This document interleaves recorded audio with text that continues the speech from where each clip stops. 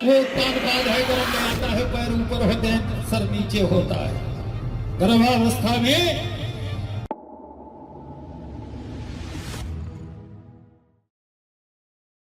आज ब्रह्मपुरी में चल रही विश्व प्रसिद्ध 165वीं रामलीला के अंतिम दिवस श्री राम जी का राज तिलक हुआ। रामायण के अनुसार राजमहल पहुंचने पर मुनि वशिष्ठ ने कहा कि आज राम का राज्याभिषेक होगा। पूरा नगर सजाया गया। शत्रुघ्न ने राज्याभिषेक की सब तैयारियां पहले से ही कर दी थी। रात के समय समस्त नगर में दीपोत्सव मनाया गया। मुनि वशिष्ठ ने राम का राज तिलक किया। राम और सीता सोने के रत्न जड़ित सिंहासन पर बैठे तथा लक्ष्मण, भरत और शत्रुघ्न उनके पास खड़े थे। हनुमान जी नीचे बैठ गए। माताओं ने आरती उतारी, सबको उपहार दिए। राम जी सीता जी के साथ सिंहासन पर विराज रहे हैं। सब और हर्षोल्लास है, उमंग उत्साह है, पर ना मालूम क्यों भगवान के मुखमंडल पर प्रतीक्षा का भाव है। आंखें हर एक आने वाले की ओर उठती हैं और बार बार निराश होकर झुक जाती हैं। हनुमान जी को चिंता लगी, पूछने लगे, प्रभु आप किसकी प्रतीक्षा कर रहे हैं? भगवान की आंखों की कोर में नमी स्पष्ट मालूम पड़ती है।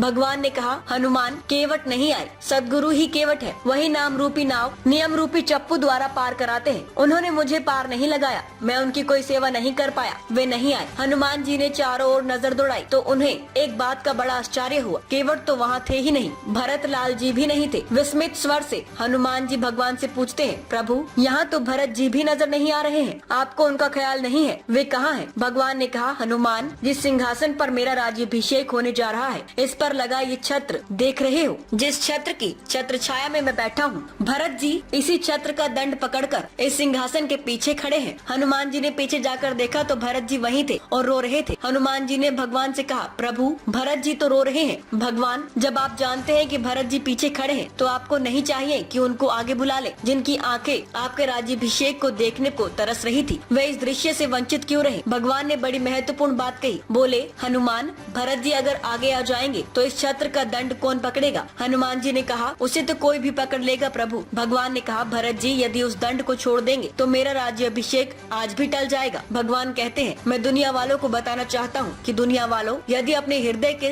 राज सिंहासन पर मुझ परमात्मा राम का राज्याभिषेक कराना चाहते हो तो ये बात ध्यान रखना कि उसी के हृदय रूपी राज सिंहासन पर मेरा राज्याभिषेक होना संभव है, जिसके हृदय में भरत जैसे किसी संत की छत्र छाया हो। सीता जी ने अपने गले का हार हनुमान को दिया। धीरे धीरे सभी अतिथि विदा हो गए तथा ऋषि मुनि अपने अपने आश्रम में चले गए। हनुमान राम की सेवा में ही रहे। राम ने लंबे समय तक राज्य किया। उनके राज्य में किसी को कष्ट नहीं हुआ। जा पर कृपा राम की होई, ता पर कृपा करही सब कोई, जिनके कपट दम्भ नहीं माया, तिनके हृदय बसहु रघुराया। राम दरबार में संरक्षक सर्वेश रस्तोगी और अध्यक्ष राजू मिश्रा ने सभी परोक्ष व प्रत्यक्ष रूप से सेवा करने वाले सहयोगी गण, गणमान्य अतिथियों, दर्शकों इत्यादि सभी का आभार व्यक्त किया और अगले साल रामलीला को अधिक भव्य बनाने का संकल्प लिया। बरेली से ललित कुमार कश्यप की रिपोर्ट।